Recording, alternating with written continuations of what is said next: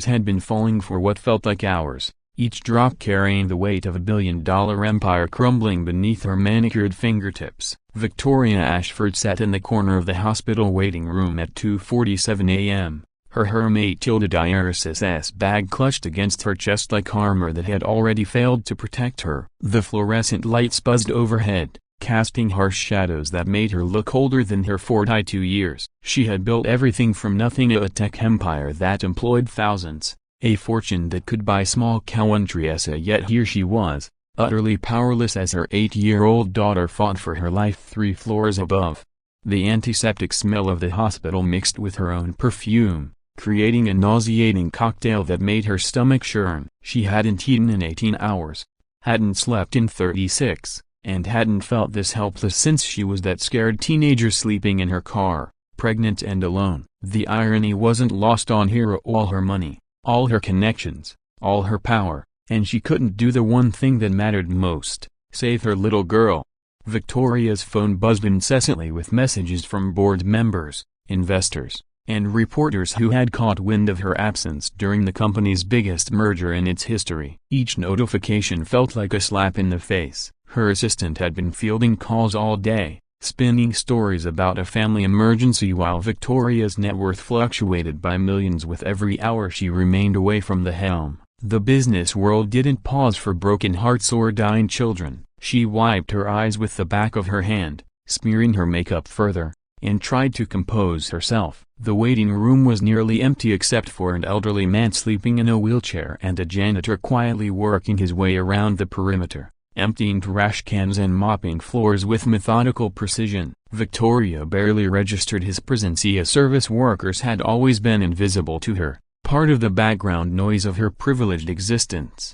The janitor was a slight man, probably in his early 30s, wearing a faded uniform that had seen better days. His name tag read Marcus, and there was something gentle about the way he moved, careful not to disturb the few people scattered throughout the waiting area. He worked with quiet dignity, taking pride in keeping this space clean for families enduring their worst moments. As Marcus approached Victoria's section, he noticed her distress immediately. 20 years of cleaning hospitals had taught him to recognize the different kinds of grief, the raw, desperate kind that came with uncertainty, the hollow devastation of finality, and the complex mixture of both that this well-dressed woman was experiencing. He had seen countless people in these chairs, watched them cycle through every human emotion while he worked invisibly around them. Marcus paused in his routine, studying Victoria's face. Something about her reminded him of his own darkest hours. Those nights when his wife Sarah was dying of cancer and he had to choose between staying by her bedside or going to work to keep their health insurance. He had made countless trips to hospitals just like this one, watching other families navigate their crises while he emptied their trash and mopped their tears from the floor.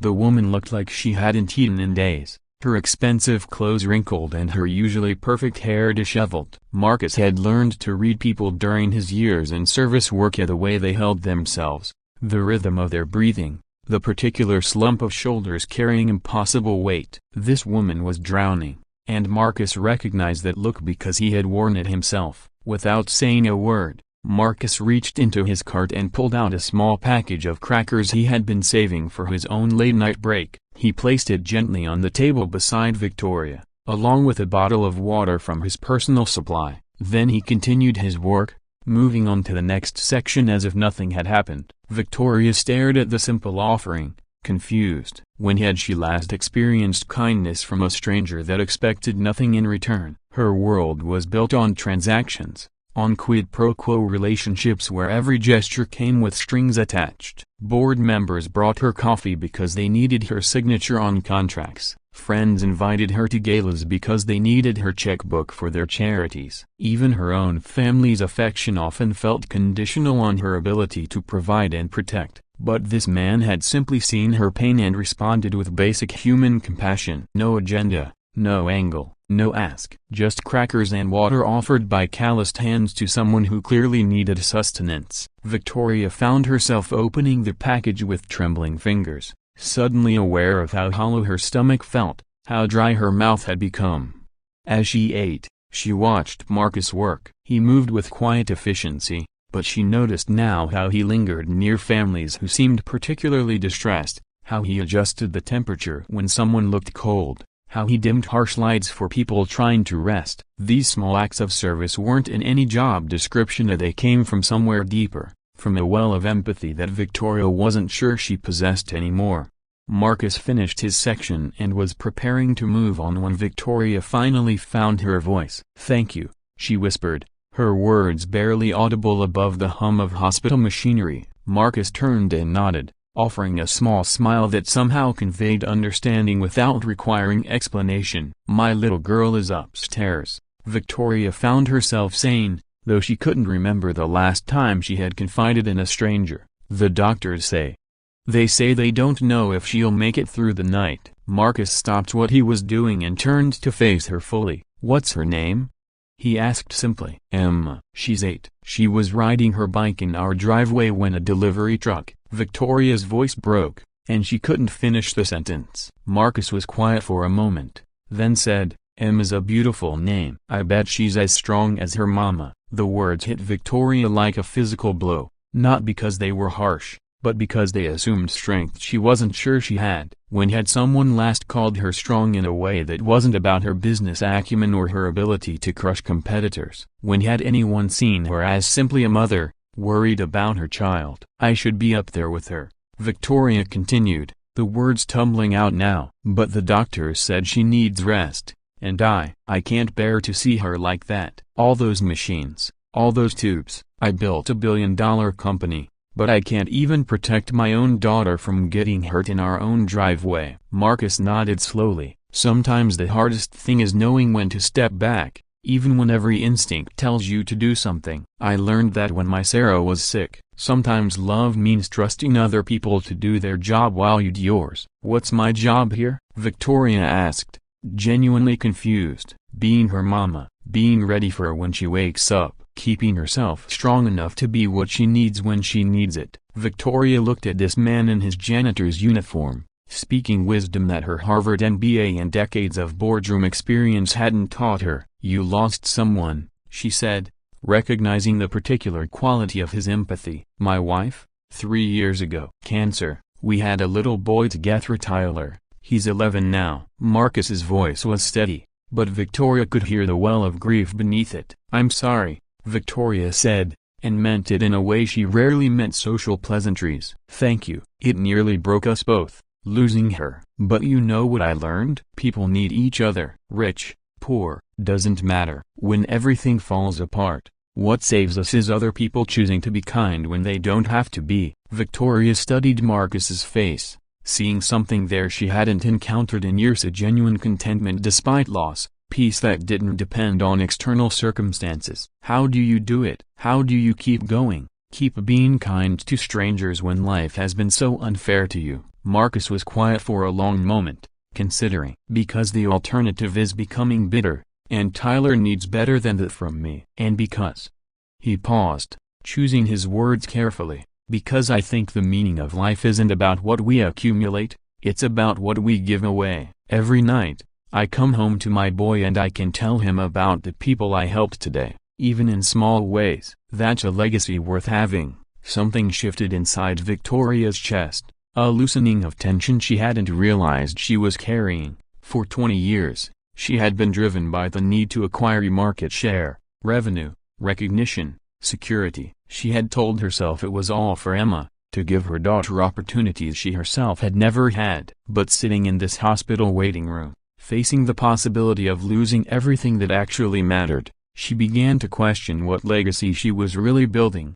"I've spent Emma's entire life working," Victoria admitted. "I told myself I was providing for her, securing her future. But the truth is, I was probably just trying to outrun my own childhood, prove that I was worth something. And now, what if I never get the chance to actually be her mother instead of just her provider?" Marcus sat down in the chair across from her, a gesture that would have been presumptuous from almost anyone else but felt natural from him. "What would you do differently if you could do it over?" The question hung in the air between them. Victoria closed her eyes and saw flashes of missed moments: the school plays she had skipped for board meetings, bedtime stories she had delegated to nannies, soccer games she had watched from her phone while taking business calls. She had been so focused on building an empire for Emma that she had forgotten to build a relationship with her. "I would be present," Victoria said finally. "Really present. I would teach her to ride bikes instead of hiring someone else to do it. I would cook her breakfast instead of having the housekeeper pack her lunch. I would know her friends' names and her favorite songs and what makes her laugh." "It's not too late for that,"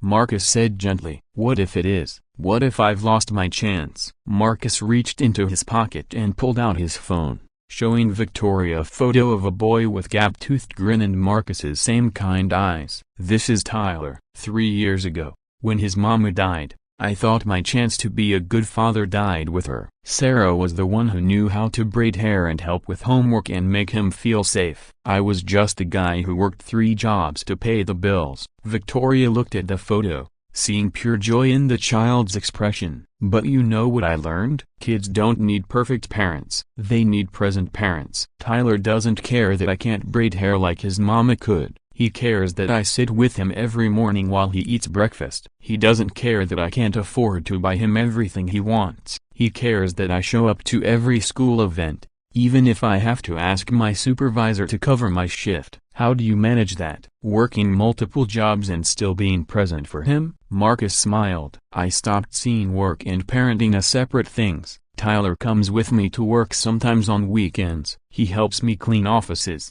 and I teach him about responsibility and taking pride in honest work. When I'm mopping floors, I'm thinking about how to explain my day to him, how to turn it into a lesson about character or kindness. It's all connected." Victoria felt something cracking open inside her chest. "I've kept Emma separate from my work because I thought I was protecting her from the stress of it. But maybe I was protecting myself from having to explain why I chose work over her so often." "Work isn't the enemy," Marcus said, "but work without purpose, work that doesn't serve the people we love, that can become the enemy." "What if your work became about something bigger than just success?" The question lodged itself in Victoria's mind like a seed. She thought about her company, about the thousands of employees whose livelihoods depended on her decisions, about the technology they developed that could genuinely improve people's lives. When had she lost sight of that purpose in favor of stock prices and market dominance? A doctor appeared in the waiting room doorway,